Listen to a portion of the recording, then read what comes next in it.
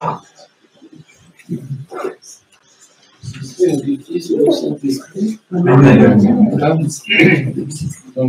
c'est une grande joie aussi de pouvoir célébrer ces fêtes. Vous savez que la fête de la Transfiguration est une des 12 grandes fêtes de l'année. Donc, autant qu'on peut, on essaie de suivre ça de façon à ce que ces 12 grandes fêtes de l'année nous illuminent, nous éclairent et nous nourrissent comme nous avons besoin de l'être. Mais comme vous êtes tous des gens très intelligents, vous avez bien compris, puisque vous êtes ici ce matin, vous êtes venus participer à la liturgie, non pas assister à la liturgie, mais participer à la liturgie, parce que vous êtes des célébrants, et donc ça fait partie de vos obligations, en quelque sorte, de baptiser, de célébrer la liturgie. Un chrétien qui ne célèbre pas la liturgie est un chrétien qui n'a pas bien compris pourquoi il est baptisé. En fait. Le baptême fait de nous les célébrants et les célébrantes. Et donc nous célébrons un fait, un événement historique, non pas une théorie, mais un événement précis qu'on arrive à peu près à localiser, bien qu'il y ait des discussions à ce sujet, mais qu'on arrive à peu près à localiser et qu'on arrive à peu près aussi à situer dans le temps, pas de manière très précise, mais tout de même. En tout cas, les 3 personnes étaient témoins de ce qui s'est passé, Pierre, Jacques et Jean, et donc ça ne peut pas être une histoire rapportée, puisqu'il y a 3 personnes qui ont vu la même chose et qui ont pu témoigner de la même chose. Encore que le Christ a dit, comme vous avez entendu, de ne pas en parler tout de suite, parce que lui, il se réservait, il avait son programme qui était de préparer la Pâque, de préparer la résurrection à long terme. Donc il a dit aux apôtres, pour le moment, vous n'en parlez pas trop, on va voir au moment de la résurrection. Mais n'empêche que le jour où ils ont pu en parler, le jour où ils ont pu en témoigner, ils ont témoigné de ce qu'ils avaient vu. Ce qui est important dans l'Église, on est fondé sur des témoignages vécus, des témoignages oculaires. Même les icônes que nous avons, ce ne sont pas des représentations, ce ne sont pas des figurations, ce ne sont pas des produits de l'imagination humaine, ce sont des témoignages d'expériences visuelles de personnes qui ont donc pu rapporter cela. Et donc l'icône atteste ce qui a été vu. Ce qui a été vu, donc c'est un fait que le Christ, donc, comme vous l'avez entendu 2 fois aujourd'hui, au matin d'abord, et dans la liturgie après, le Christ donc a été vu par les apôtres, en fait tel qu'il est, en quelque sorte. Puisqu'au fond, la plupart du temps, les gens le croisaient dans la rue de Capharnaüm ou d'ailleurs, et ils ne se rendaient pas bien compte qu'ils croisaient le Fils de Dieu, fait homme, qu'ils croisaient le Créateur de l'univers, fait homme. Donc c'est assez étonnant qu'on a pu passer, des centaines de gens ont pu passer à côté de lui sans voir qui il est. Et justement, ce jour, le Christ, au fond, ça dépendait peut-être de lui quand même, de le vouloir, donc se manifeste tel qu'il est aux apôtres, c'est-à-dire rempli de la lumière du Saint-Esprit, et comme étant vraiment celui qui est attendu par toute la tradition biblique.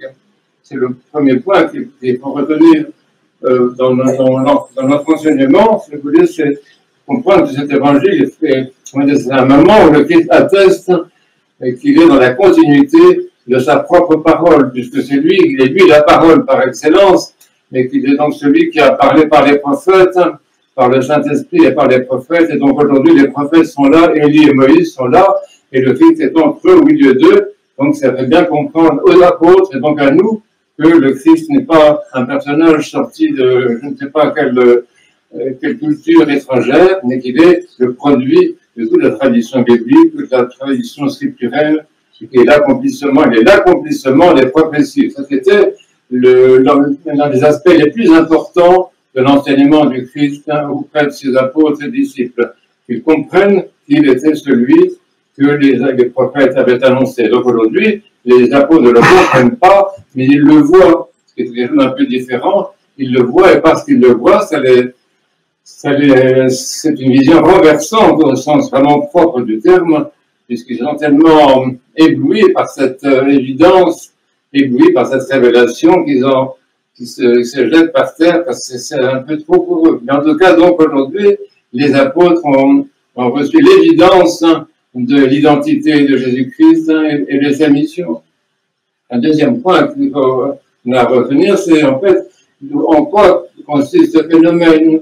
Il n'y a pas que le Christ qui en a été l'exemple, et dans bien d'autres moments de la tradition biblique et ecclésiale, on a les exemples de ces personnes qui sont diaphanes, en quelque sorte, mais translucides, parce que la lumière divine, la lumière incréée, la lumière des énergies incréées traverse non seulement leur visage, mais leur chair, leur corps et leurs vêtements, ce qui est le cas, ici. Sans être trop long, je vous renvoie quand même à certains exemples que vous connaissez comme moi. L'exemple de Saint-Étienne, le premier martyr, dont le visage aussi a été transfiguré, c'était raconté dans les Actes des Apôtres.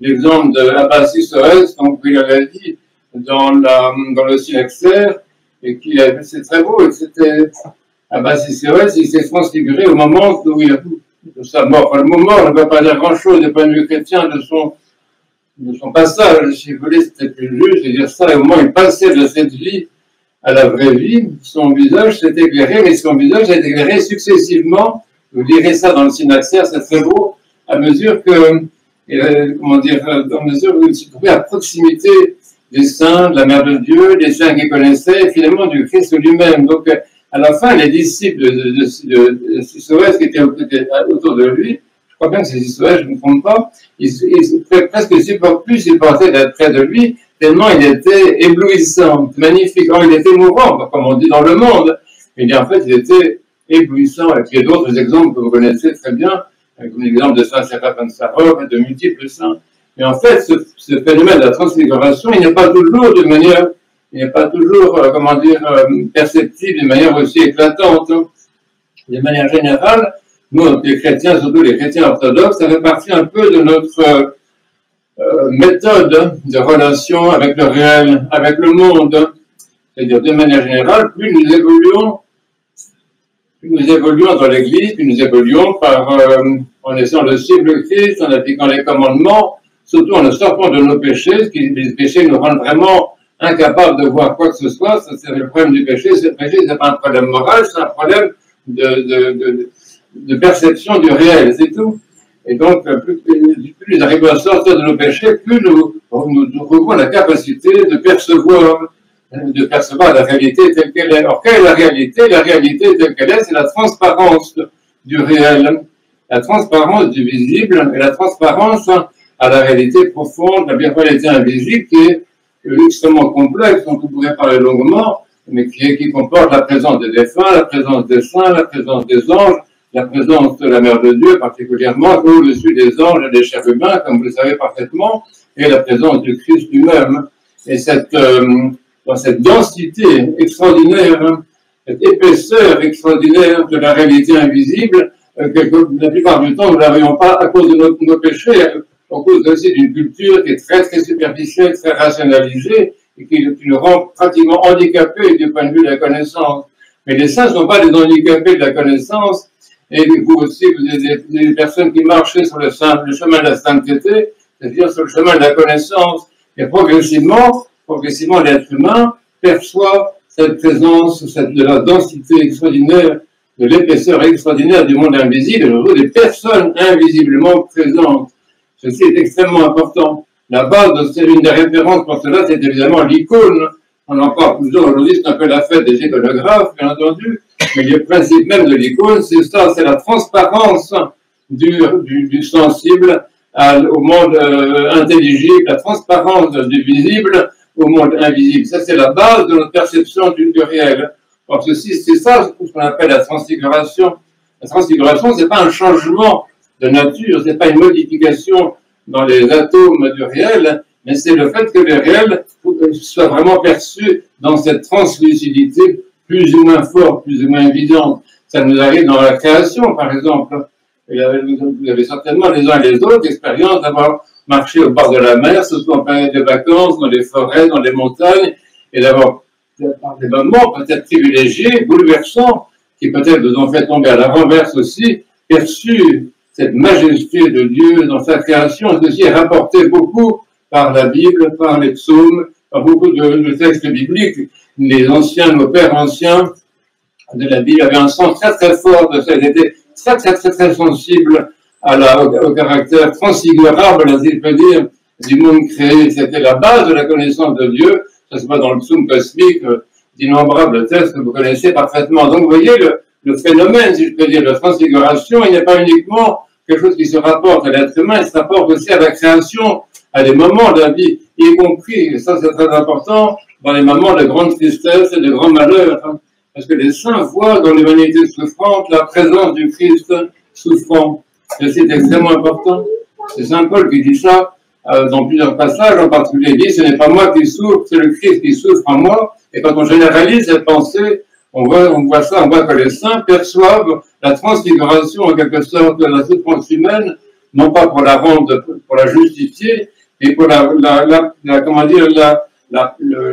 recevoir dans sa profondeur et dans sa, dans le fait qu'elle est habitée par le Christ. Ça, c'est extrêmement important. À la base du principe de la transfiguration, de l'expérience de la transfiguration, c'est que Dieu est présent dans son monde par le Saint-Esprit. Alors, il est présent dans la création, il est présent dans l'humanité, il est présent dans les saints et les justes, mais il est présent aussi dans ceux qui souffrent, et il est présent également dans les pécheurs. Ça, c'est très important. Chez un pécheur, chez un assassin, par exemple, il y en a quelques-uns en circulation sur la planète actuellement.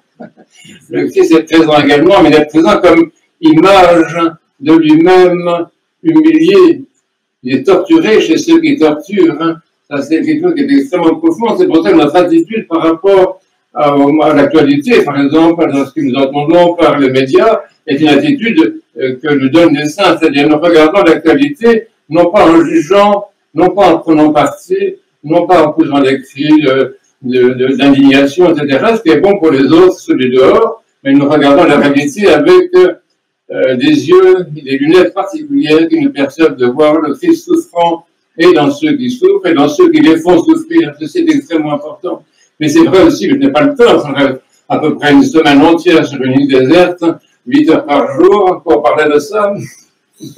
Et j'attire votre attention sur le fait que c'est également la nature même des sacrements. Par exemple, dans le baptême, l'eau se transfigure en eau du Jourdain. Dans l'Eucharistie, le pain et le vin se transfigurent en corps et sang du Christ. Dans l'onction, les malades, lui qui est consacré, se transfigure comme signe de la compassion de Dieu. Donc tous les sacrements, si vous avez un petit peu de temps, parce que vous êtes en vacances, reprenez tous les sacrements que vous connaissez dans l'Église et un à un, essayez de voir en quoi ce sacrement est effectivement un moment ou un phénomène, je ne sais pas comment dire, de transfiguration. Et sans cette transfiguration, nous passons complètement à côté du réel. En particulier dans le domaine de la communion eucharistique. Pourquoi est-ce que le chrétien dit avec crainte de Dieu, foi et amour rapprochés? Ben, il dit ça parce qu'en fait, si on a suivi la liturgie, si on a participé, si on s'est préparé, etc., on voit, nous voyons le corps et le sang du Christ dans ce calice et dans ce coupe, et nous goûtons le corps et le sang du Christ dans la communion qui nous est donnée. Oui, donc le phénomène de la transfiguration, ça va être l'expérience même de la présence de Dieu dans les éléments de la création, dans les éléments qu'il désigne, et particulièrement dans les éléments qui sont consacrés, ce qui est le cas de l'eau, ce qui est le cas de l'huile, ce qui est le cas de pain, c'est le cas du vin, enfin, ça c'est extrêmement important. La communion eucharistique, quand vous entendez les paroles de la consécration, elles sont très, très importantes. Vous voyez, la troisième parole, celle qui se rapporte au Saint-Esprit, il est transformant par ton Saint-Esprit. Transformer, ça ne veut pas dire changer de nature, comme ont cru quelques hétérodoxes, mais c'est pas ça, c'est que par le Saint-Esprit, tu vas voir que ceci est effectivement le corps du Christ, tu vas voir que ceci est effectivement le sang du Christ, et tu vas le goûter, et ta vie va être transformée, tu vas l'expérimenter, tu vas le ressentir, le vivre par toute ta vie, oui. Et ça, c'est un moment très important, et qui est rendu possible, si je peux dire, par le Saint-Esprit. C'est pour ça que le Saint-Esprit est toujours là, parce que c'est lui qui rend, actif, en quelque sorte, et effective cette transfiguration. Sans le Saint-Esprit, la transfiguration resterait de manière, en quelque sorte, virtuelle, comme au frigidaire, en quelque sorte, mais ne se manifesterait pas d'une manière si forte. C'est pourquoi nous prions le Saint-Esprit tout le temps. Nous n'arrêtons pas dans la liturgie de crier « Seigneur miséricorde, Seigneur miséricorde, Seigneur miséricorde », je ne sais pas combien de fois dans la liturgie, et nous cessons d'invoquer le Saint-Esprit dans la liturgie, parce que c'est le Saint-Esprit qui va nous rendre capables de percevoir ce qui est vrai de percevoir ce qui existe, de percevoir ce qui est réel, et d'avoir accès à cette réalité très complexe dans laquelle le visible lui-même, comme je le disais à l'instant, transparaît et est donc translucide à sa réalité invisible. Ça, c'est quelque chose d'extrêmement important. Et finalement, c'est comme ça l'expérience qui s'est conservée dans notre Église orthodoxe jusqu'à nos jours. Nous n'avons pas besoin d'explications. Nous ne sommes pas, comme ont fait certaines philosophies religieuses, à expliquer ceci ou cela. Nous sommes là à essayer d'acquérir vraiment autant que possible la grâce du Saint-Esprit pour pouvoir fonctionner d'une manière normale, en quelque sorte, c'est-à-dire pouvoir avoir accès à cette connaissance par expérience, cette mystique véritable qui nous fait percevoir et sentir et reconnaître la présence du Christ. Et nous le voyons tous, dans les enfants, dans nos proches, même dans nos ennemis, comme je disais. Et vraiment, notre vie est changée. C'est à partir d'aujourd'hui, vous exercez à ça, à voir le Christ présent, tout homme que vous croisez dans la rue, dans le métro, dans les embouteillages, dans les supermarchés, en fait, dans la queue, etc. Votre vie est tout à fait changée. Nous avons la possibilité d'avoir une vie autre, hein, une vie beaucoup plus intéressante, beaucoup plus riche, à partir du moment où nous acquérons cette capacité de percevoir, de voir, de sentir, de voir la présence, par exemple, du Christ en toute personne humaine. Ça, c'est quelque chose, vous voyez. Et nous sommes invités à ça. Et c'est pour ça que nous participons à la liturgie. C'est pour acquérir, justement, non pas des dons que nous n'avons pas, mais pour activer les dons que nous avons, pour activer les capacités que nous avons, activer les charismes que nous avons reçus par le Saint-Baptême. C'est pour activer tout cela et repartir de la liturgie avec un potentiel de connaissance, un potentiel de perception, d'intelligence et de lecture même du réel, d'interprétation du réel, d'interprétation de l'actualité, d'interprétation de la culture. La culture, c'est extrêmement important. Et tout ceci, ça vient de cette expérience-là que nous n'avons que par le Saint-Esprit. Donc c'est pour ça que la deuxième partie de la liturgie que nous commençons maintenant, c'est une partie qui est axée d'une manière intense sur l'évocation du Saint-Esprit, parce que c'est par le Saint-Esprit que nous avons, comme je dis à l'instant, recevoir cette capacité, ce charisme même de la connaissance de Dieu invisiblement présent. À Dieu soit la gloire dans les siècles des siècles. Amen. Amen.